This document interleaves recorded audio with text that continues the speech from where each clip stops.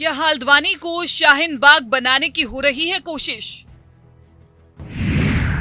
हल्द्वानी में जो हो रहा है वो संयोग है या प्रयोग? मुस्लिम वोट बैंक के नाम पर कब तक चलता रहेगा खेल? अवैध बस्ती को लेकर देश में क्यों मचा है हंगामा? आखिर विपक्षी पार्टियां क्यों लगी हुई हैं इसे वैध ठहराने में?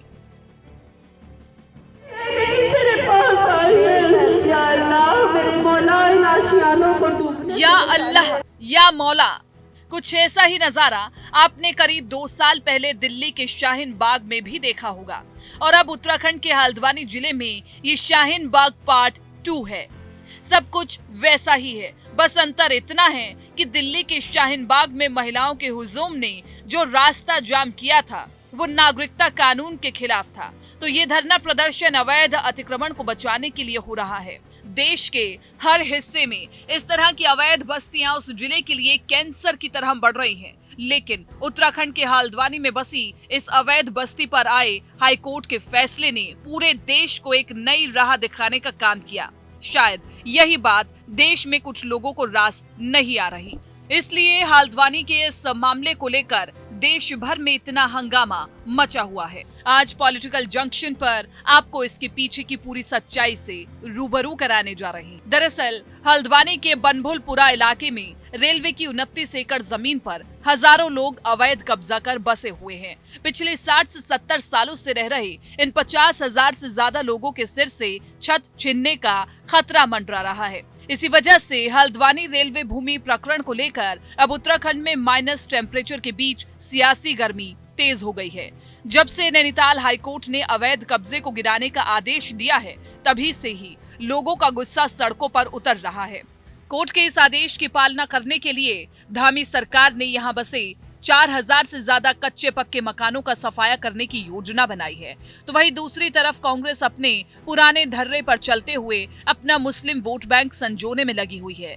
इसके लिए उत्तराखंड कांग्रेस का हर नेता इन झुग्गियों में रहने वालों का सहारा बनते हुए नजर आ रहे हैं और इसी के चलते उत्तराखंड कांग्रेस के वरिष्ठ नेता और पूर्व सीएम हरीश रावत इस बस्ती के लिए उपवास पर बैठे हुए हैं। तो वहीं कांग्रेस के कुछ नेता तो नैनीताल हाईकोर्ट के इस फैसले के खिलाफ सुप्रीम कोर्ट पहुंच गए हैं, जहां सुप्रीम कोर्ट ने सलमान खुर्शीद की दलीलें सुनकर हाईकोर्ट के फैसले पर रोक लगा दी, तो वहीं दूसरी तरफ रेलवे ने नोटिस जारी कर वहां के लोगों को 1 हफ्ते के अंदर यानी 9 जनवरी तक कब्जा हटाने को कहा है। लोग अब अपने घरों को बचाने के लिए हर संभव कोशिश कर रहे हैं।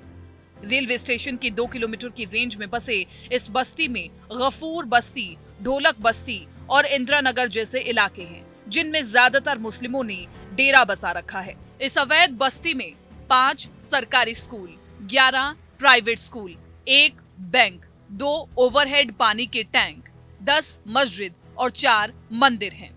अब बनभुलपुरा इलाके में हर तरफ अफरा तफरी मची हुई है, जहां देखो वहां दुआओं और नमाज का सिलसिला चल रहा है, तो वहीं दूसरी तरफ इस मामले को लेकर सियासी हलचल भी तेज हो रही है। एक तरफ कांग्रेस के नेता एक्शन में हैं, तो वहीं दूसरी तरफ अब बीएसपी सुप्रीमो मायावती और समाजवादी पार्टी के नेता भी सक्रिय हो गए हैं। मायावती ने तो बिना देर किए इस मामले पर धामी सरकार पर निशाना साधते हुए ट्वीट किया, तो उत्तराखंड में कभी अपने पांव नहीं पसार सकने वाली समाजवादी पार्टी ने तो पूरा प्रतिनिधि मंडल ही भेज दिया है और सपा का ये प्रतिनिधि मंडल सीधा रिपोर्ट सपा सुप्रीमो अखिलेश यादव को करेगा। मुस्लिमों की बात हो और उनके सबसे बड़े हिदायती AIMIM के मुखिया असदुद्दीन ओवैसी पीछे कैसे रह सकते हैं। ओवैसी ने यहाँ प्रदर्शन कर रहे लोगों का सपोर्ट करते हुए कहा कि इंसानियत की बुनियाद पर उत्तराखंड हल्द्वानी के लोगों की मदद करनी चाहिए और उन्हें वहां से निकालना चाहिए। हल्द्वानी के लोगों के सर से छत छीन लेना कौन सी इंसानियत है? बात सुनिए, जब दिल्ली में इलीगल कॉलोनीज को मोदी सरकार रेगुलाइज करती है, दिल्ली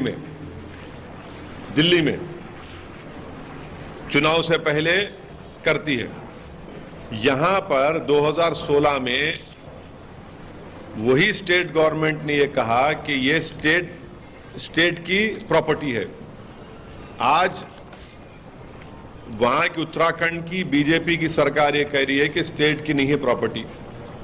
आप बताइए कि ये कैसा इंक्रोचमेंट हो सकता है जब वहां पर 3 गवर्नमेंट के इंटर कॉलेज हैं, 5 गवर्नमेंट के स्कूल हैं, 5 गवर्नमेंट के स्कूल हैं, 3 गवर्नमेंट इंटर कॉलेज है। तो क्या हल्द्वानी में ये क्या इंक्रोचमेंट है? ये इतने सालों से कैसा गवर्नमेंट ने स्कूल खोला और इंटर कॉलेज खोला वहां पर एक धर्मशाला भी है, 16 मस्जिद है, 4 मंदिर है, 2 मंदिर है और 70,000 से ज्यादा लोग बर्बाद हो जाएंगे अगर उनको निकाला जाएगा। तो हम देश के प्रधानमंत्री से अपील कर रहे कि इंसानियत की बुनियाद पर भारत के प्रधानमंत्री, भारत के वजीर आजम को इन लोगों की मदद करनी चाहिए, इनको वहां से नहीं निकालना चाहिए।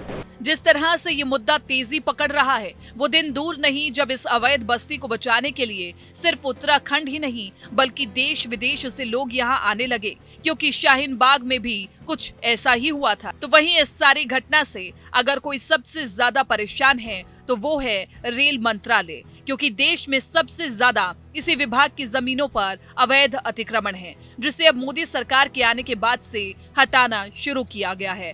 पीएम मोदी ने रेलवे को बदलने का जो सपना देखा है उस पर पूरा विभाग दिन रात काम कर रहा है, लेकिन उसके सामने सबसे बड़ी समस्या है ऐसी ही अवैध बस्तियां। लेकिन हाईकोर्ट के इस आदेश के बाद अब रेलवे को इस तरह की समस्या का हल मिलते हुए दिखाई दे रहा है। तो वहीं उत्तराखंड की धामी सरकार ने भी कोर्ट के फैसले को गंभीरता से लेते हुए जिस तरह की कार्रवाई की है वो भी काबिले तारीफ है। वैसे भी धामी सरकार उत्तराखंड में अवैध रूप से रह रहे मुस्लिमों से परेशान है। तो अब लगता है उत्तराखंड में कुछ बड़ा होने वाला है। इस पर आपकी राय क्या है? कृपया कमेंट बॉक्स में जरूर बताएं। ऐसी ही वीडियोस को देखने के लिए हमारे चैनल पॉलिटिकल जंक्शन को सब्सक्राइब करें।